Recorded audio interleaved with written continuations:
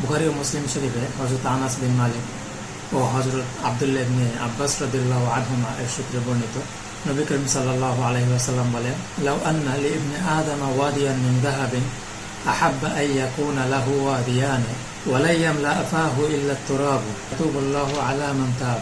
অর্থাৎ কোন মানুষের যদি এক উপত্যকা ভর্তি স্বর্ণ থাকে, তাহলে সে 2 উপত্যকা ভর্তি স্বর্ণের আকাঙ্ক্ষা করবে। এটি ব্যতীত মানুষের পেট কোনো কিছুতেই ভরবে না। যে তওবা করে, আল্লাহ তার তওবা কবুল করেন। এই হাদিসে মানুষের স্বভাবজাত অবস্থা বর্ণনা করার পাশাপাশি তওবার গুরুত্ব তুলে ধরা হয়েছে।